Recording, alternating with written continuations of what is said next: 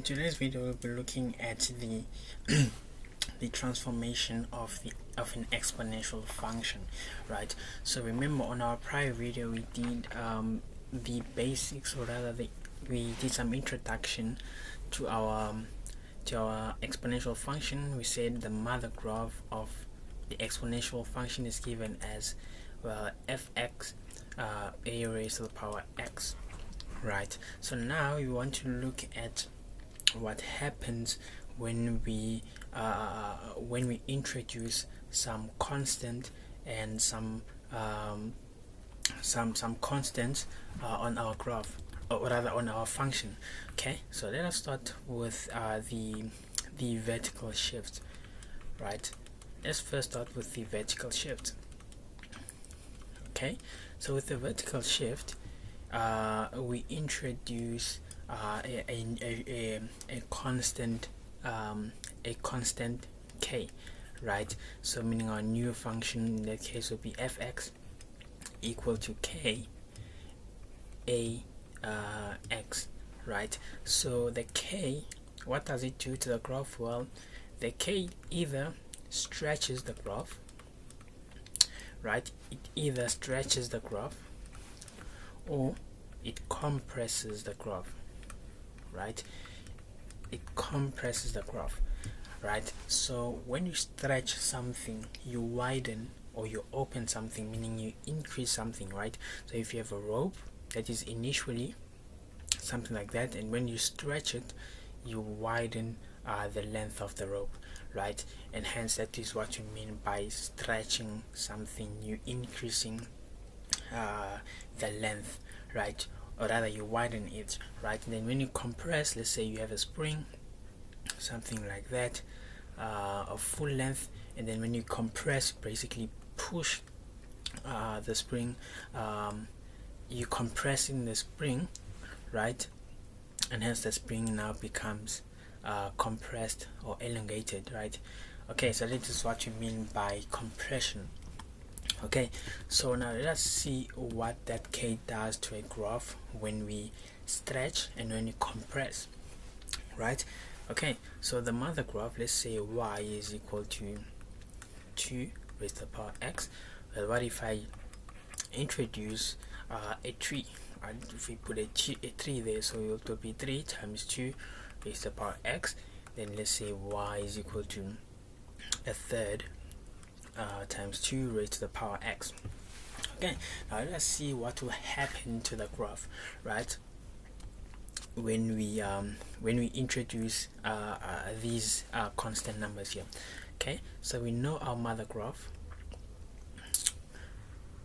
We know our mother graph is something that looks like that,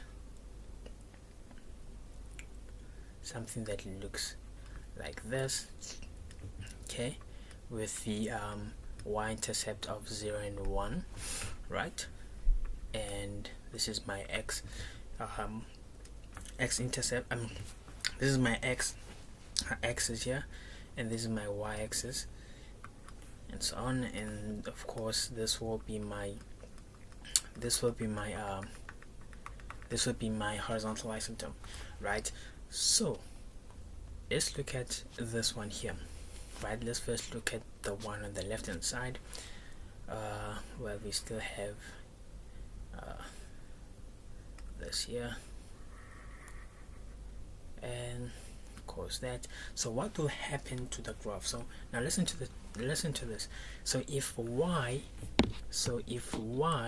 here, if y is equal to 2 raised to the power x, and now I'm changing y, it becomes y is equal to 3 times 2 raised to the power x. So what does that 3 mean? Well, it means for every y value that I have on this graph here, I will times every y value with 3, right? I hope that makes sense, right? So meaning, if my asymptote at y is y is equal to 0, so in that case my new asymptote will be at 0 times 3, which in that case is 0. So meaning my asymptote would be still at 0, right?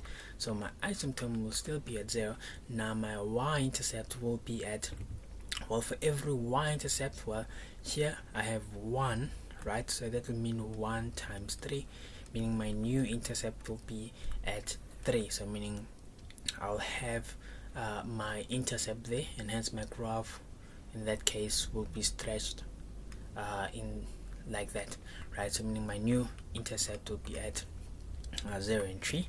So meaning if there I had some coordinate, let's say 2 and 3, so meaning that coordinate now at 2, right? At 2 it will be 2 and 3 times 3, which in that case will give us a 9, right? In that case it will give us 3 times 3, which will give us a 9, right? And then you can prove that, let's say at x equal to 2, what will be my y value? Well, that's 2 come on, no, that's 3 plus 3, my bad. So it's 3 plus 3, it's 3 times 3, right? So what is 3 times 3 in that case? So you will have to times every y value by 3, so meaning that here will be 3 times 3, which will give us 9. So meaning at 2 we have a y value of 9, right? So let us see, 9, okay, so 3 times oh, my bad, at 2 we basically have 4, right? At 2 we have 4, not 3, I'm sorry. So meaning it will be 3 times 4, which is 12, right? Sorry about that. So meaning here again we'll have 2 squared, which is 3 times 4, which is equal to 12, right? So that 3 basically means that we are multiplying all the y values by 3, right? So I hope that makes sense. And that means now we are stretching the graph, rather we are increasing the length of this graph here, right? Yeah, of course. I hope that makes sense. I tried to explain in simple terms. We basically timesing all the y values, only the y values by 3. So meaning the 2 will not be affected, or rather the x values will not be affected, right? So let's take another coordinate. Let's say here at 1, so at 1 we have 2, so meaning here at 1 we'll basically have, if at 1 we have 2, meaning 2 times 3, that's 6, so meaning at 1 here we'll have 6. So let's see, so if my x is equal to 1, then I should have my y-intercept as 6. I mean 3 times 2 in that case gives me 6, right? I hope that makes sense when we introduce a constant k, right? The constant k only stretches the graph or compress it, right? Yeah, right. Okay, so let us look at the one on the right hand side. So this one here, same applies with this one, same applies. So meaning I'll have now a compressed graph, right?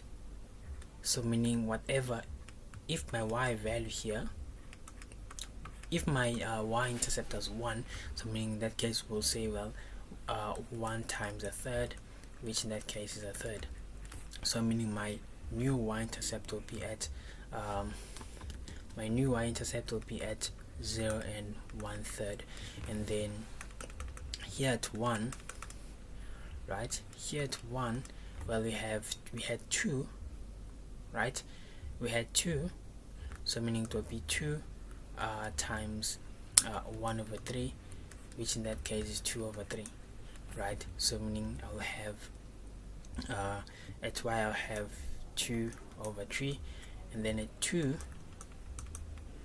a 2, I will have well, we had 4, so meaning 4 times 1 over 3, well, that's 4 over 3, right? So meaning a 2, I'll have 2 and 4 over 3, and so on. So meaning I'll be multiplying all the y-intercept I'll be multiplying all the y-intercept by I'll be multiplying all the y-intercept by a third, right? I hope that makes sense. Let us look at some example here. So let's say we have y is equal to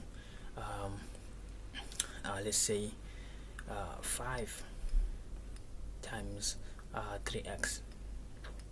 5 times 3x. Okay, so our mother graph will be hx equal to 3x. Our parent graph will be that. So meaning if my graph is something like that, here I have 0 and 1, and then at 2, I'm just gonna take any x coordinates. At 2 I will have 9, so meaning at 2 I have 9. Okay, so that's my, sorry about that, this is my mother graph, or the parent graph, or the standard graph of the exponential function. Now I introduce a constant k, or the 5. So what will happen to the graph?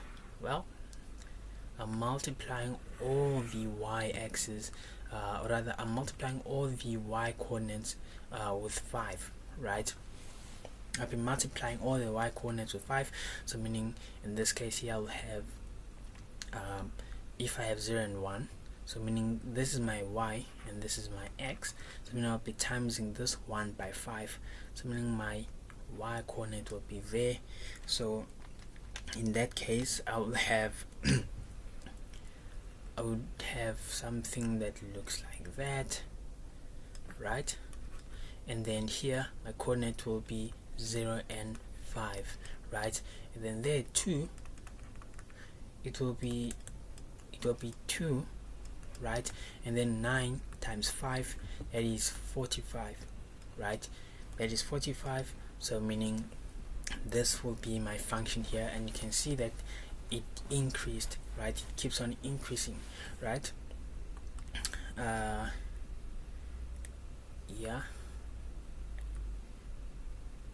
just take this.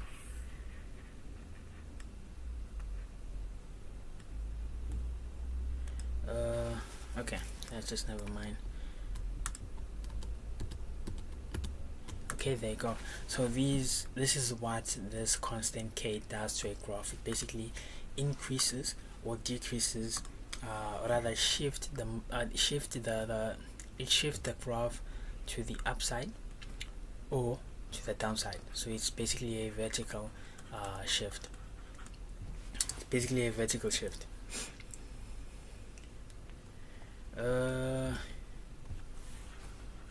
Basically a vertical shift, right? Okay, so now moving on to our next transformation. I hope this makes sense here, the vertical shift. I hope it makes sense and I didn't miss anything, or there's if there's anything that you didn't understand, please comment down below. Yeah, so I try by all means to explain this here, yeah, in a simplified way. So now let's look at the horizontal shift. Okay, so let's look at the horizontal shift. Okay, so now with the horizontal shift, it means that now we are shifting the x-axis, we are shifting along the x-axis, right? So if my mother graph is a raised to the power x, so meaning in this case I'm introducing some constant c, right? I'm introducing some c. Now we notice here, in order for us to see whether the graph is rather to know whether the graph is shifting to the left or to the right, while we equate this thing here we equate this thing here to 0, right? So meaning if I had, let's say, 2x plus 3, right, well, this will be shifting 3 units to the left, right? So you will say, well, x plus 3 is equal to 0, therefore x is equal to negative 3, right? So that negative, it means that, well, we are going in this direction. So on our Cartesian plane, notice that the left hand side, or rather the negative side on the x-axis is on this side, right? So meaning we are going to the left, right? Whenever you see a positive, we're going to the left, and of course whenever you see a negative, that will mean we are going to the right hand side. So bear that in mind. So now let's move on to the standard graph, right? So the standard graph is given as 2 raised to the power x. Now let us introduce y is equal to 2x plus 3, and then y is equal to 2x minus 3, right? Let's see what happened to this graph. So here we'll have the mother graph, or rather the parent graph, and of course it's something that looks like that. Here having 0 and 1, and yeah, right. Okay, so this one is kind of like the easiest, right? So if you know this, the mother graph, then you will be able to sketch these transformation of this graph here. Okay, so now let's move on to this one here. But remember, we said when we have a positive, then my graph shift to the left. So meaning my graph in this case shift 3 units to the left, right? It shifts 3 units to the left, and this one shifts 3 units to the right, right? So but what does that mean? What does that mean, shifting 3 units to the left and shifting 3 units to the right? Well, that means if I'm shifting my graph some units, or rather I'm shifting my graph, let's take this for instance. So okay, so that will mean I'm shifting my graph, I'm doing this. Come on, what is, okay, let me just take this part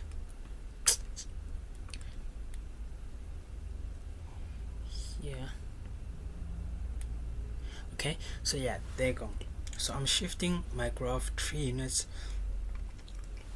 to the right, so that will mean I'm moving 1, 2, 3 units to the right, right? I'm shifting 3 units to the left, 1, 2, 3 units to the right.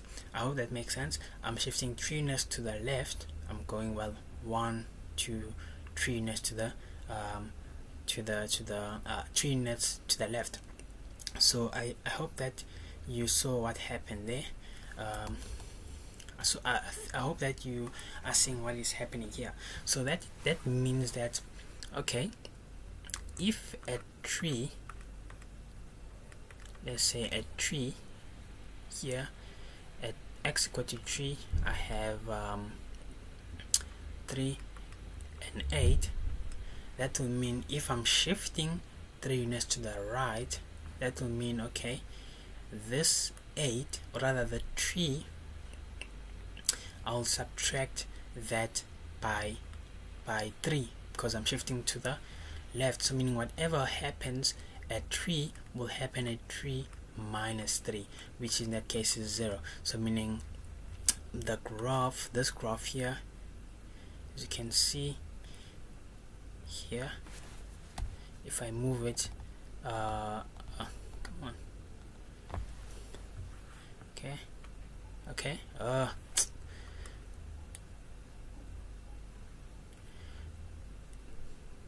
so if I move it 3 units to the left, so 1, 2, 3 units to the left, so meaning at this point here,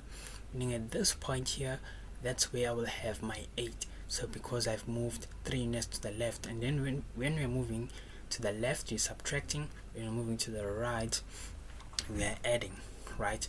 So bear that in mind, keep that in mind.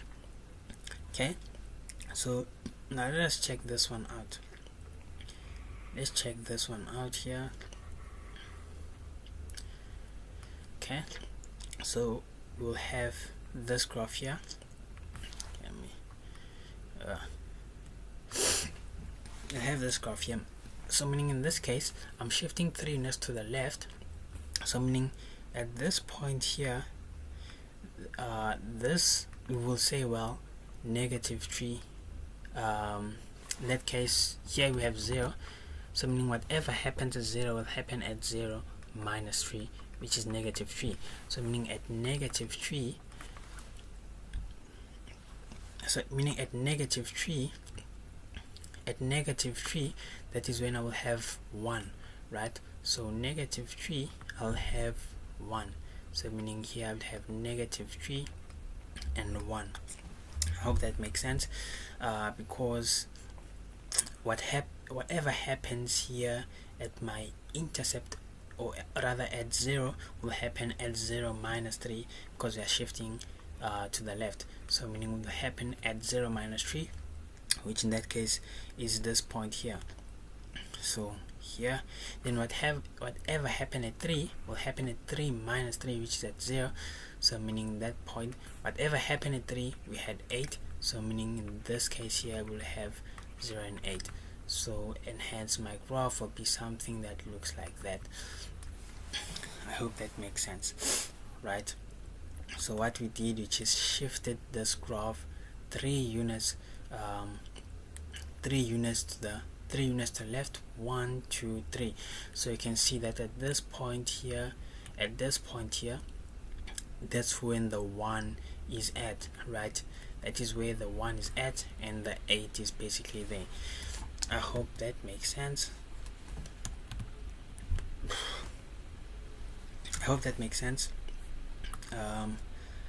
Yeah, and then let's look at the this shift here, right? Let's look at the shifting to the right. So again, similarly with this one here, we're shifting to the right, so meaning that case we are adding. So in this case here we'll be shifting 1 2 3, right? So I mean whatever happened at 0 will happen at 0 plus 3, because we are adding, shifting to the right, happen at 0 plus 3, meaning at 3 there will be 3 and 1, right?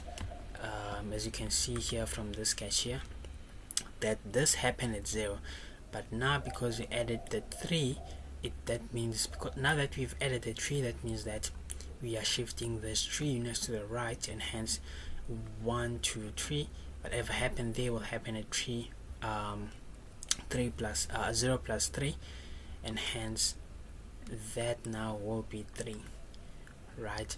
That is what we mean by shifting to the right. Okay, now let us see if this one here,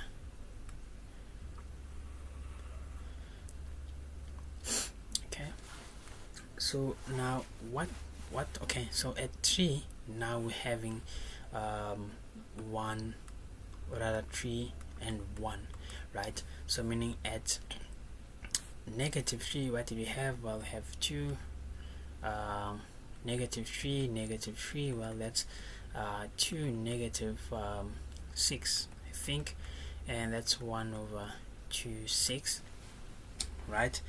That is 1 over 2 raised to the power 6, and hence that is approximately 1 over 64 will be 0, or rather it's 0,015.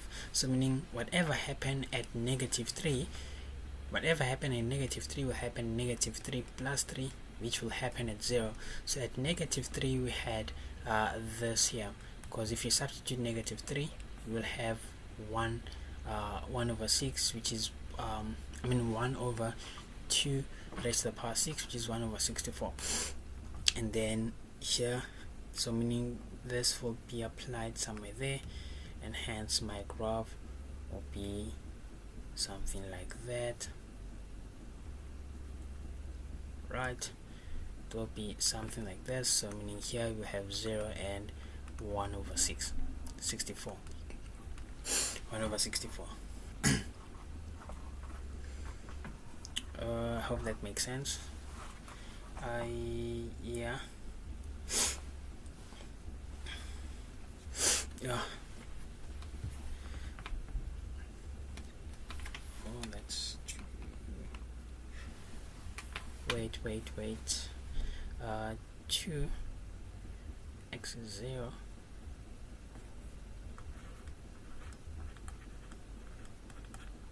Oh, hold on. So okay, my bad. You see, now I'm substituting the 3 here, right?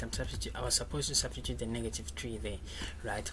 So the -3, which is here, so what will happen at -3 here, it will happen here at 0. So here it will be 2 minus 3, which is 1 over 8. Therefore, what happened here, 3 and 1 over 8, it will happen here at that point. So meaning here I'll have 1 over 8. I'm sorry about that. So yeah, so this is how the graph should look like. This is how the graph should look like. And yeah, so this here only affects the it will only affect the what do you call this, the x-axis, or rather the x values, right?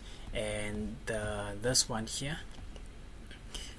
here will only affect the horizontal, or rather the y values. Okay, so I hope that makes sense. So in today's video, what we did was we introduced k, and then a, x plus or negative c.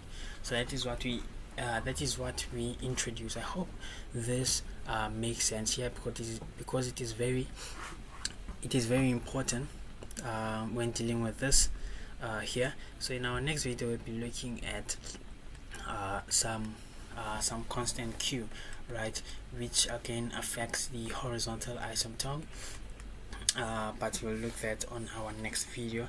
And then of course we'll be looking at some examples after that. And yeah, I hope that you find value on this. I hope that you find value, and I wish you all the best with your exams.